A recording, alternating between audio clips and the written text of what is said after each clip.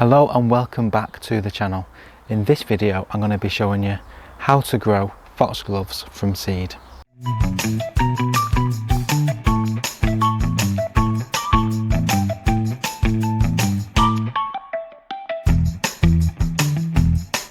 Foxgloves just have to be one of my favourite plants. They're a perfect cottage garden plant, and I'm just sat right beside this little beauty here, and this is one called Excelsior Mixed, and it has these lovely different types of flowers.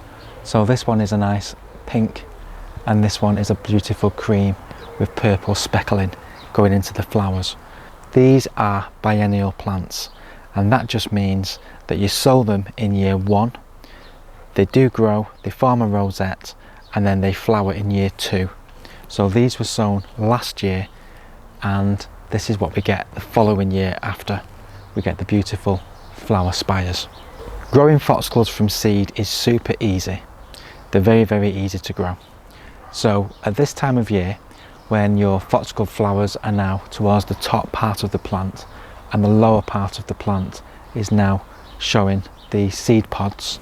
Now these aren't ready yet, but very soon these will turn brown and begin to open, and when you just give them a little bit of a wiggle, you'll be able to see all the seed starting to scatter all around.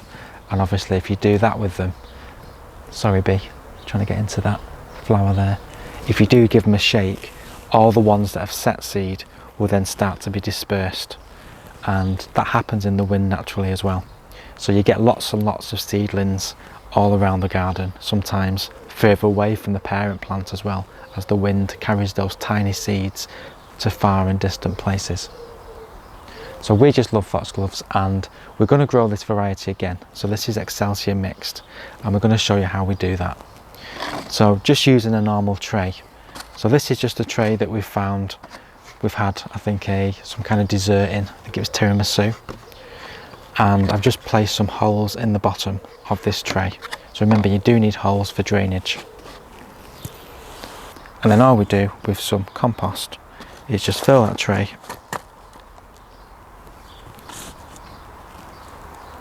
with a good layer of compost.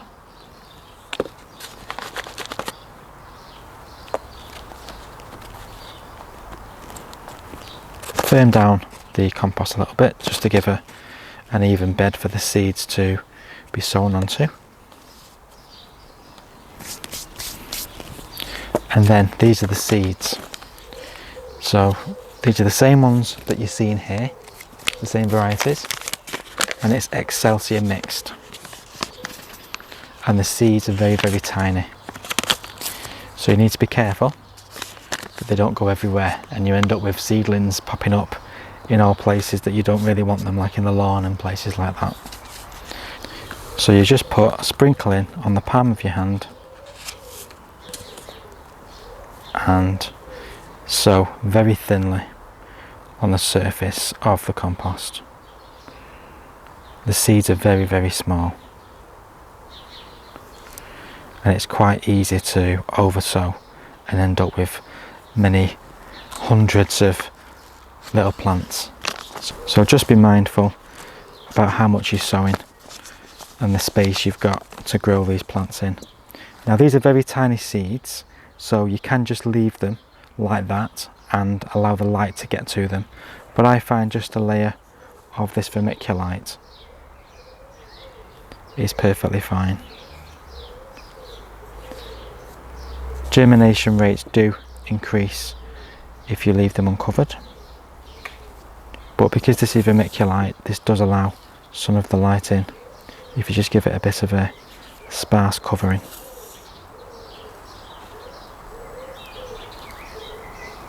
So just like that, and then pop the label in by the side, and these will germinate within a couple of weeks. And just press the surface down to make sure the seeds are getting good contact with the soil beneath. And then we'll just place that in another tray of water and let this compost take up the water and then pull the seeds back down. Now just to show you some that we did a couple of weeks ago, this is a variety called Candy Mountain Mix, And we found this online, and these are some beautiful shades of pink and white and lovely colours, so we couldn't resist this one. And as you can see now, you've got little seedlings popping up all around the surface of this tray, and these will stay in here till they're large enough to get pricked out.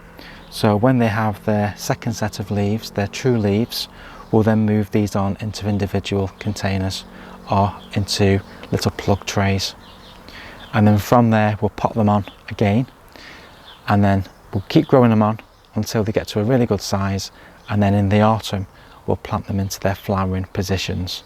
So all of these that you see around here were planted towards the end of summer, early autumn last year, and they will just continue to grow.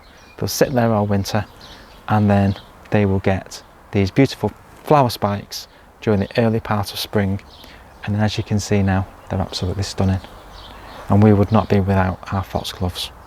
So this is a really easy plant to grow, and it's one of those plants that you have to sow every year, but you also can find that you have little seedlings popping up here, there and everywhere, and if they're in the wrong place, a lot of the time we get a lot of these in our narrow border just behind where I'm filming now, and it's not really a place that we want to see foxgloves, so we move them on into other areas where we do want them to grow.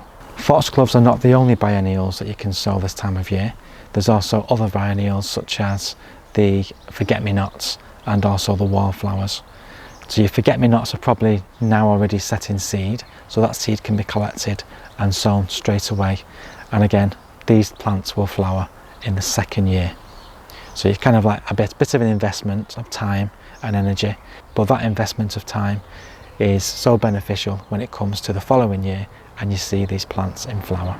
And being such really good wildlife plants, I just love to see the bees as they just clamber into each of these little flowers in the little booths, going inside to get that sweet nectar and pollen. It's such a wonderful sight to see. So I hope I've convinced you to go out and get some foxglove seeds if you've not already got some plants in your garden. If you've got foxgloves already, don't forget you can sow the plants direct from the seed that you're going to get when these little seed pods ripen and the seeds being distributed. And you can also save the seed in paper packets, and you can be then sowing these seeds in later years. But we just love them. I hope I've convinced you that foxgloves are wonderful plants to grow and very easy to grow from seed. Sometimes they do need a little bit of staking.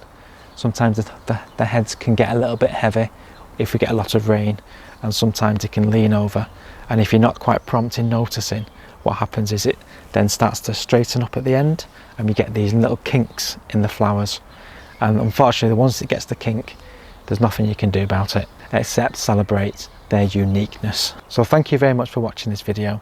I do hope it's helped to understand how to grow foxgloves from seed, and hopefully given you the inspiration to try yourself if you've not already tried. Please give me a like, please subscribe to the channel, and if you do have any comments, please drop them as always in the comments box below the video. We'll see you very soon on the next one. In the meantime, please do take care and happy gardening.